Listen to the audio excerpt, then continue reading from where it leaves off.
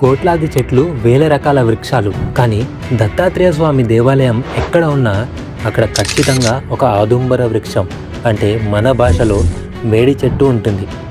అసలు కోట్లాది వృక్షాలు ఉండగా దత్తాత్రేయ స్వామి ఈ మేడి చెట్టు కిందనే ఎందుకు కొలువై ఉంటారు? ఈ చెట్టు కింద కూర్చొని ధ్యానం చేస్తే మనసుకి అంత ప్రశాంతత ఎందుకు వస్తుంది? ఈ చెట్టు పండ్ల వెనుక, ఆకుల వెనుక దాగి ఉన్న అసలు కథ ఏంటి? ఈరోజు ఈ వీడియోలో మనం ఆదుంబర వృక్షం యొక్క అద్భుతమైన పురాణ గాథని మరియు దాని వెనుకున్న సైన్స్ని కూడా తెలుసుకుందాం.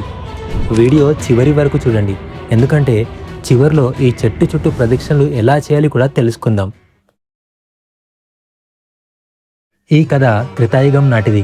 విష్ణుమూర్తి నరసింహ అవతారంలో హిరణ్యకశపుణ్ణి తన గోళ్లతో చీల్చి సంవరిస్తాడు. ఆ రాక్షసుడి శరీరంలో ఉన్న విషం వల్ల నరసింహస్వామి గోళ్లలో విపరీతమైన మంట, వేడి పుడుతుంది. ఆ వేడి తట్టుకోలేక స్వామి ఎంతో తప్పిస్తుంటారు. అప్పుడు లక్ష్మీదేవి ఒక ఉపాయం ఆలోచిస్తుంది. దగ్గరలో ఉన్న మేడి పండ్లను తెచ్చి స్వామి గోళ్ళకి గుచ్చుతుంది.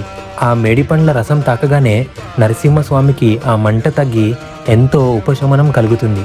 అప్పుడు స్వామి సంతోషించి ఈ చెట్టు ఇకపై నా స్వరూపంగా వెలుస్తుంది, ఈ చెట్టు మూలాల్లో నేను నివసిస్తాను అని వరమిస్తారు. మరి నరసింహస్వామి వరమిస్తే దత్తాత్రేయ స్వామికి ఎలా ఇష్టమైంది? అక్కడే అసలు ట్విస్ట్ ఉంది. దత్తాత్రేయ స్వామి అంటే ఎవరో కాదు, బ్రహ్మ, విష్ణు, మహేశ్వరుల త్రిగుణ స్వరూపం.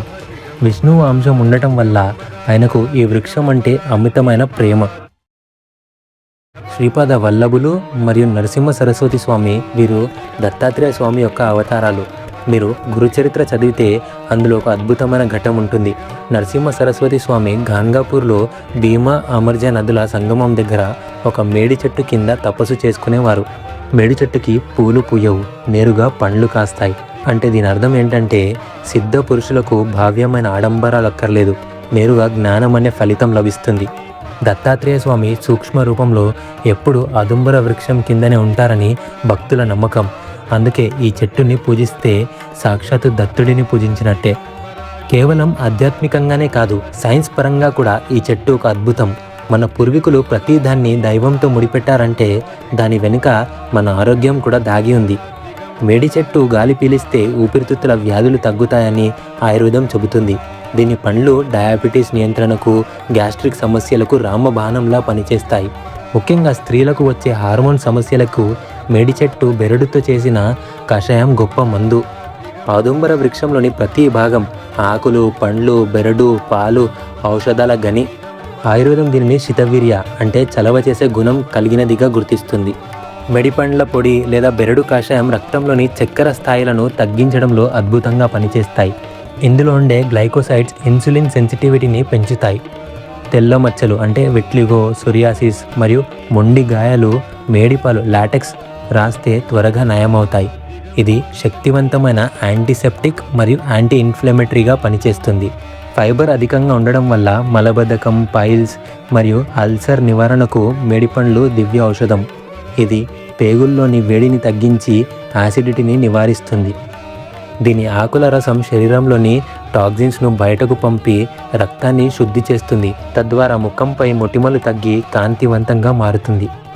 ఆధునిక పరిశోధనల ప్రకారం ఆదుంబర్లో సాపోనిన్స్, ఫ్లావనాయిడ్స్ అండ్ టానిన్స్ సమృద్ధిగా ఉన్నాయి. ఇవి క్యాన్సర్ కణాల పెరుగుదలను అడ్డుకోవడంలో మరియు రోగనిరోధక శక్తిని పెంచడంలో కీలక పాత్ర పోషిస్తాయని శాస్త్రవేత్తలు కనుగొన్నారు.